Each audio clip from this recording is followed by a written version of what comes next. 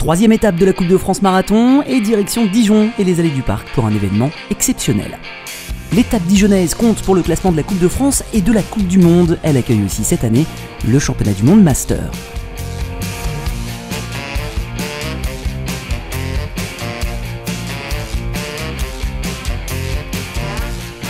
Lors de la précédente étape à Rennes, souvenez-vous, le Belge Bart Swing s'imposait chez les hommes. La Colombienne Cecilia Baena l'emportait chez les dames devant Nicole Beg. Donc aujourd'hui Dijon accueille l'étape de la Coupe du Monde, également Coupe de France. C'était aussi lieu des championnats du monde vétérans, mais c'est aussi l'occasion pour tous les patineurs loisirs et les plus jeunes de se joindre à la fête. Donc c'est pour nous l'excuse, un petit peu la carte de visite du haut niveau pour montrer tout ce qu'on peut faire avec une paire de rollers et montrer le roller comme un sport et pas seulement comme une activité de loisir.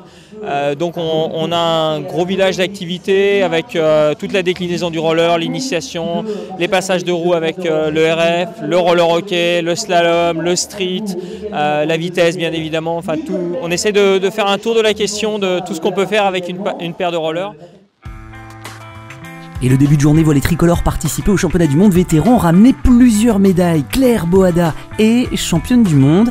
Jean-Stéphane Sierra, quant à lui, conserve son titre.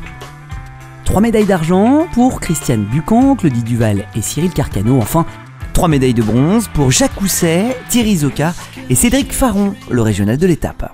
Je pense que ça va être comme d'habitude une course hyper animée. Le circuit s'y prête, donc on verra bien, mais ce sera un costaud qui se gagnera, je pense, et certainement en échappée. Marathon masculin, ils sont plus de 150 patineurs au départ et les premiers tours se font sur un rythme relativement modéré. Après 10 minutes de course, Guyader s'échappe pour un tour.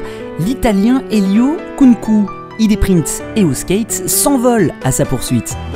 Une deuxième locomotive lui file le train avec Nolan Bediaf, RPM Poly, Scott Arlich, Powerslide, Alexander Batistas pour Rollerblade Estonie ou encore Nicolas Iten, Swiss Skate Team et un passager de première classe en la personne de Bart Swing, le Belge.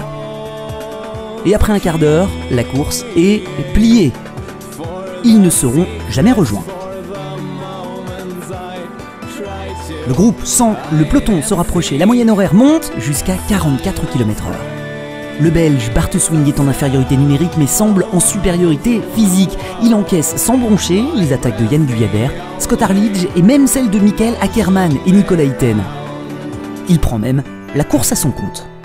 Le Nantais Guyader lance une ultime attaque à 3 tours de l'arrivée, le Belge prend sa roue, le reste de l'échappée explose littéralement, les deux hommes terminent la course seuls.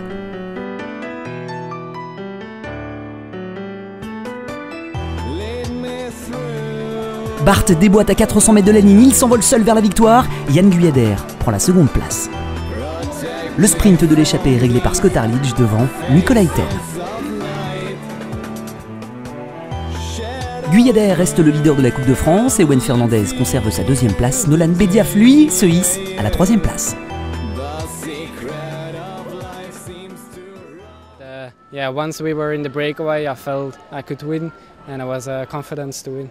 Yeah, I wasn't too sure about his sprint and I knew my acceleration was good, so I tried to make the difference very far from the finish to be sure to win. Yeah, Dijon is always quite tough. The road is a little rough and you have a slight uphill on one section and it's a lot of rounds.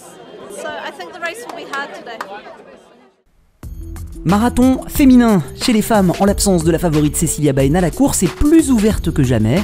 La Colombienne est repartie chez elle pour participer aux sélections nationales.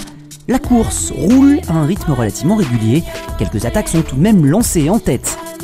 Mareke Tung pour Powerslide avec Laetitia Lebillon, RPM Poly.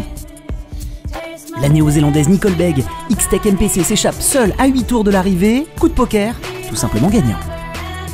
Laetitia Lebillon, RPM Poly ou encore Melissa Chulesco, ID-Print et au skate mènent le train pour tenter de combler l'écart, mais sans succès.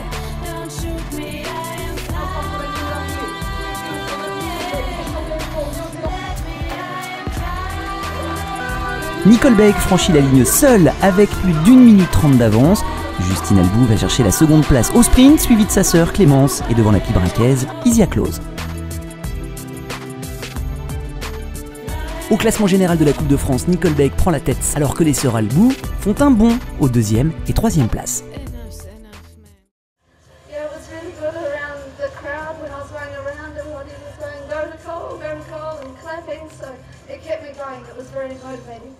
prochaine étape de la Coupe de France à Strasbourg, le 28 août, une première dans cette partie de l'Hexagone.